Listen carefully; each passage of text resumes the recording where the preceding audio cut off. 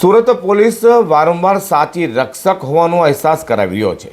તો સુરતના અલથાણ વિસ્તારમાંથી રમતા રમતા ઘરેથી નીકળી ગયેલા 3 ભાઈ બહેનો ગુમ થતાં જ અલથાણ પોલીસને જાણ થતાં પોલીસે ગણતરીના કલાકોમાં શોધી કાઢી બાળકોને પરિવારજનોને સુરક્ષિત રીતે સોંપતા પરિવારે પોલીસનો આભાર વ્યક્ત કર્યો છે.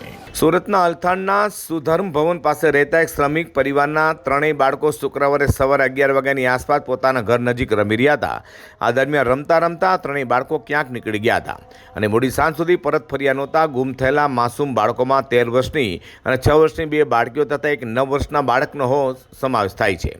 એક સાથે 3 બાળકો ગાયબ થતાં સમગ્ર વિસ્તારમાં ભારે ચકચાર મચી ગઈ હતી. લાંબા સમય સુધી બાળકો ઘરે પરત ન ફરતા શ્રમિક માતા પિતા ચિંતિત બન્યા હતા. પરિવારજનોએ તાત્કાલિક આસપાસના તમામ રહેણાંક વિસ્તારો, સોસાયટીઓ, મિત્રો તેમજ સગા સંબંધીઓને તે તપાસ આદરી હતી. બાળકો મળી શકે તેવા તમામ સંભવિત સ્થળોએ શોધખોળ કરવા છતાં મોડી સાંજ સુધી 3 ભાઈ બહેનોનો કોઈ જ પત્તો કે વાવડ મળ્યા નહોતા. અંતે કોઈ આસાન ન જણાતા અને અનિચ્છનીય ઘટનાનો ડર સતાવતા ચિંતિત પરિવારે આ અંગે પોલીસનો સંપર્ક કરવાનું નક્કી કર્યું હતું.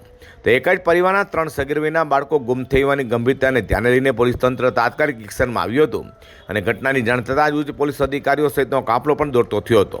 શ્રમિક પરિવારની મુલાકાત લઈ બાળકોના વર્ણન અને છેલ્લે પહેરેલા કપડાં અંગેની વિગતો મેળવીને કાયદેસરની તપાસ હાથ ધરી હતી. માસૂમ બાળકોને વહેલી તકે શોધી કાઢવા માટે અલથાણ પોલીસે અલગ અલગ ટીમો બનાવી તપાસનો ધમધમાટ તેજ કર્યો છે. પોલીસે સુધર્મ ભવન આસપાસના વિસ્તારો તેમજ સોસાયટીના એન્ટ્રી એક્ઝિટ પોઈન્ટ અને મુખ્ય રસ્તાઓ પર પણ લાગેલા સીસીટીવી કેમેરાના ફૂટેજ મેળવી તેની બારીકાઈથી તપાસ શરૂ કરી હતી અને કલાકોમાં જ અલથાણ પોલીસે 3 બાળકોને સહી સલામત રીતે શોધી કાઢી પરિવારને સોંપતા પરિવારે પોલીસનો આભાર વ્યક્ત કરી પોલીસની કામગીરીની પ્રશંસા કરી છે.